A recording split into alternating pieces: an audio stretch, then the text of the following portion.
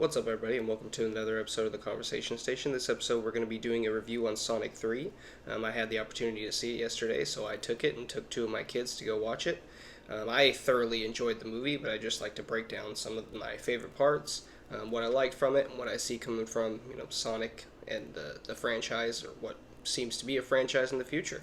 So let's get into it. The first thing we want to talk about, of course, is the two additions to the cast, which is Krysten Ritter and Keanu Reeves. Keanu Reeves obviously playing Shadow, which was teased at the end of the last movie. Everybody was super excited for that. I was excited as well. I mean, we all knew Shadow was coming. It was just a matter of time. And the fact that we got through the first two movies without seeing him at all till the end credits was kind of surprising. But, I mean, as expected, they're trying to roll out some big, long story and hopefully to take this to way more movies than what they have now. This actually might be a franchise we see go to, 5, 6, 7. It just depends on how they do with the writing and the storytelling. There's plenty of story to pull from, so whether they do it in a way that makes fans happy and keeps them coming back is what we'll see. This movie was just fantastic from the very opening, just to see Shadow, in his tube, and, that first breakout sequence when he's fighting all those gun agents. It was just awesome. It was absolutely amazing. It's just one of those arguments where, like, man, the CGI has just gotten so good. I mean, you really think those guys are fighting Teleporting Hedgehog. I mean, it just looks really good. It was done so well, with the merging between live action and animation, and just how everybody falls and everybody reacts to everything that's going on. It was great. It was a really action packed movie, and that made it really fun, and it didn't feel like a long movie. It definitely felt fast paced, which it should. It's a Sonic movie, come on now. But it's extremely just fun, and it gets you to each point, and it doesn't feel like you're being rushed at all. It just feels like a really good pace of the movie. Keanu Reeves did a really great job at portraying Sonic and how, like, just dark and misunderstood he felt and how much pain he was in. They definitely went with the whole, like, less is more as far as, like, dialogue and talking. He doesn't have, like, super long, drawn-out speeches. More just, like, little bits of dialogue, and somebody usually, like, interrupts him and, fills in the gaps. But that's kind of always how Shadow's been anyway. He wasn't really for, like, big speeches and, like, long talk as far as I've seen. So this kind of, plays true to the character, and it really works for the way Keanu Reeves, made this character out to be. I'm glad they didn't have him do these long, drawn-out speeches where, he was, like, I just feel like I'm glad they steered away from that and just let him be, like, a less is more as far as, like, talking and stuff like that. And it just mattered more. The stuff he said just mattered more because there was less of it. And I think that, that made it, I don't know, I don't think it was the performance was bad at all. He was extremely enjoyable as Shadow. Some of it was just like, I don't know how much voice acting he's done. I mean, I know he's done video games and stuff like that, but this one was just like, I think he just fit the character perfectly. He just did a great job. He embodied everything that I think Shadow needed to be as far as, like, vocally, for just a short amount of time. Now, getting back to the action, it was the level of, like, violence they allowed in this movie was pretty cool, as far as just what they allowed both Shadow and Sonic and Knuckles to do, just the level of fighting and things like that, and just great fight scenes between these creatures that we've been wanting to see, and obviously that first fight between Shadow, Tails, and Knuckles and Sonic was just absolutely insane, and it pretty much enrages Sonic because they get their butts kicked collectively. And it happens pretty dang fast, and it's just one of those things where it's like, you don't want to see your heroes get taken down, even if it's by a character you really like, but it's still extremely interesting to see them all fight and how they fight and what their powers are and watch them be pushed to their limits. So that's always going to be cool, and the fact that they really let some of the powers show and do different stuff, it's really cool, and I really enjoyed that a lot about it. We also got James Marsden and Tika Sumpter coming back as the Wachowskis, which is just awesome. I hope they put them in every single movie just because they do a great job of making this a family movie, just because they are Sonic's family. It's really enjoyable to watch them interact with Sonic and how they kind of view him as their essentially surrogate child. It's just enjoyable, and it makes it just more of a family movie, and I really hope they keep bringing them back, as well as the Natasha Rothwell's character, and Shamar Moore's character. Those two, even though it was just a quick little little thing for them to change into them. It was really cool just to see those characters back. I enjoyed Rachel's character, both the other two movies, so to see her even in a small portion in this third movie was, it was fun, and that actress is always funny, so just to see that little part was extremely cool, and I hope they keep putting them, both of them, or even if it's just her, in the future movies, and I hope we keep getting to see them, because that is a funny little add-on, even if it's the other people playing as them. That was extremely funny, and it was a really cool scene.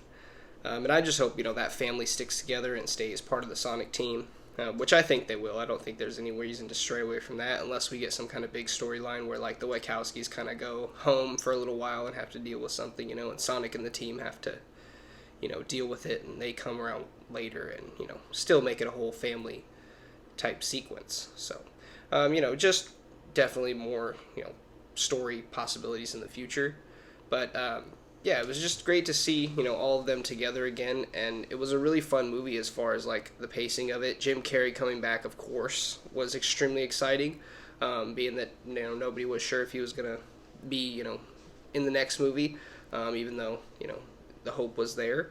But as soon as the trailer dropped, everybody obviously knew he was coming back, and he was playing two versions of himself, which they actually make a joke about. He makes a joke about himself in the movie, which is kind of funny.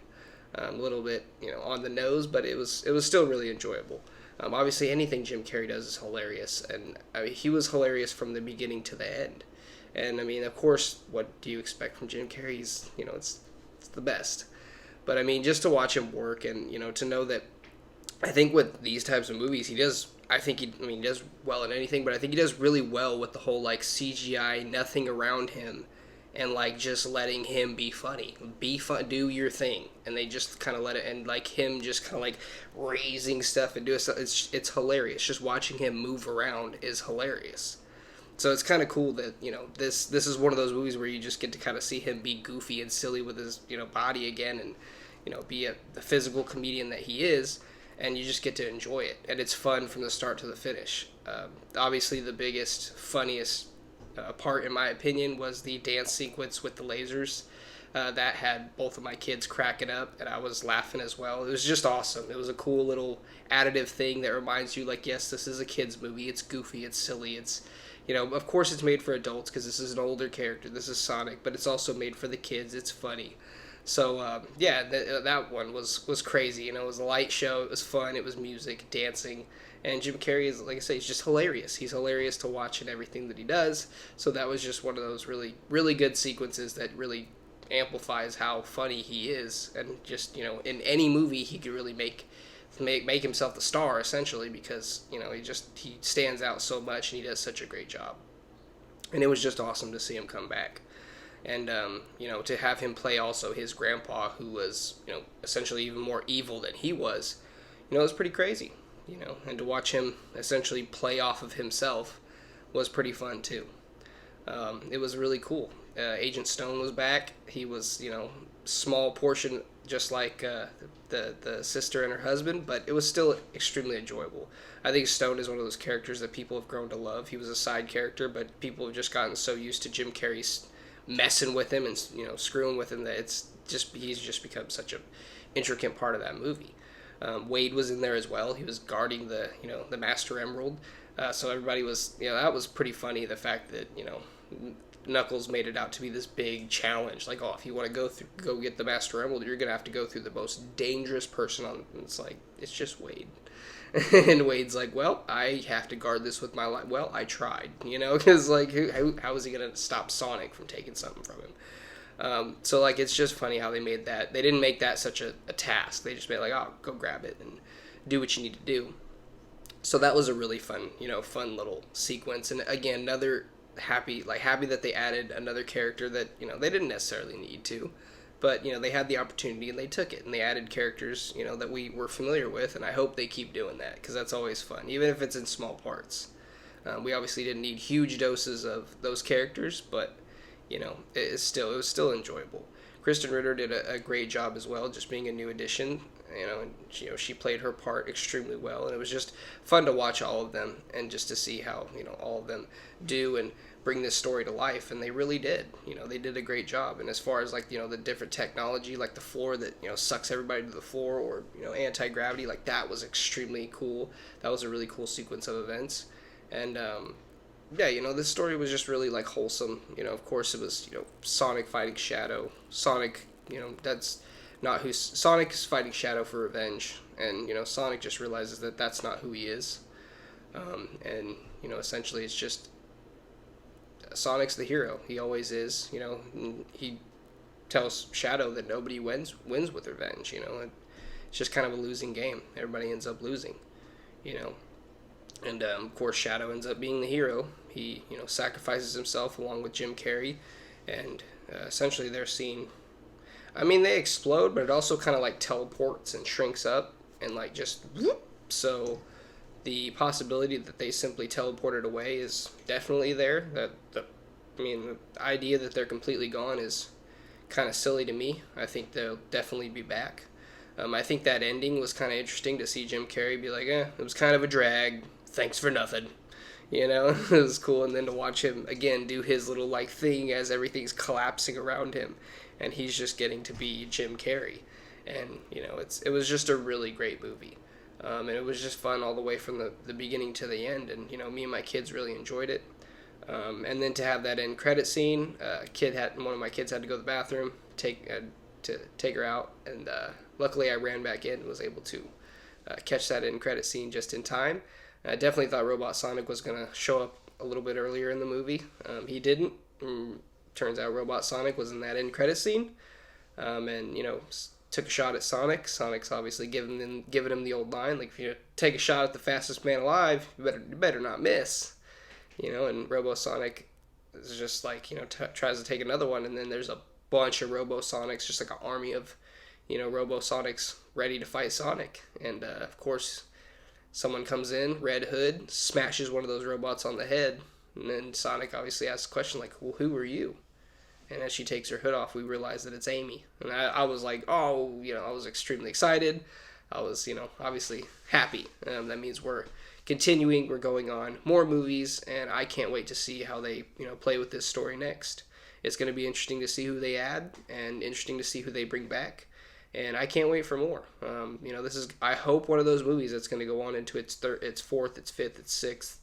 I hope it keeps going as long as they're willing to make it, as long as everybody's willing to be on board. If you have a chance to go see it, I would definitely recommend it.